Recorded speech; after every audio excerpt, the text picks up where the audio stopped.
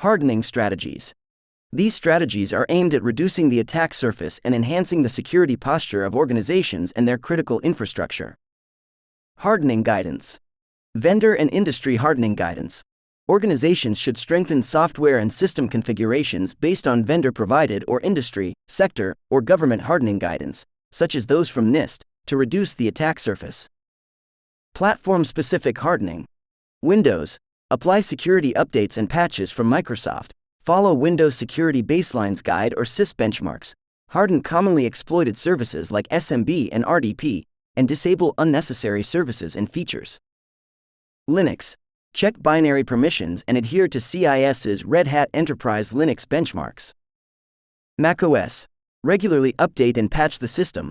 Use built-in security features like Gatekeeper, Xprotect, and FileVault, and follow the macOS Security Compliance Project's guidelines.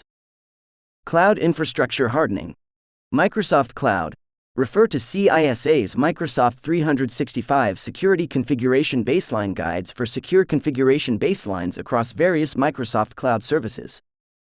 Google Cloud.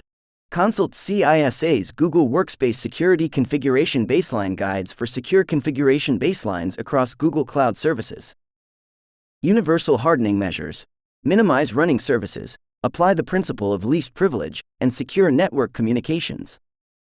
Critical asset security. Apply vendor hardening measures for critical assets like ADFS and ADCS and limit the applications and services that can be used or accessed by them. Administrative tools.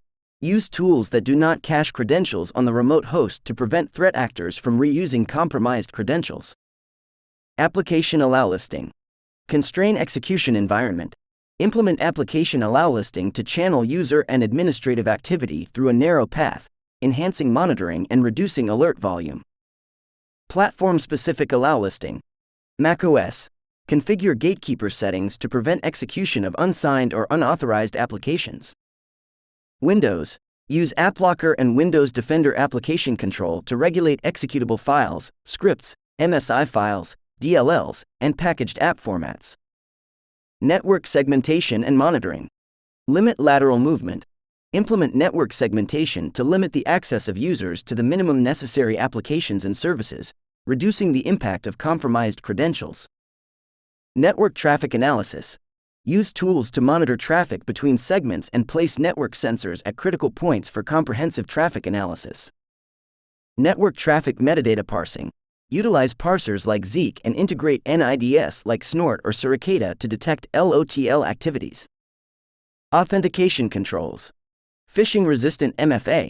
Enforce MFA across all systems, especially for privileged accounts. Privileged Access Management, PAM. Deploy robust PAM solutions with just-in-time access and time-based controls, complemented by role-based access control, RBAC.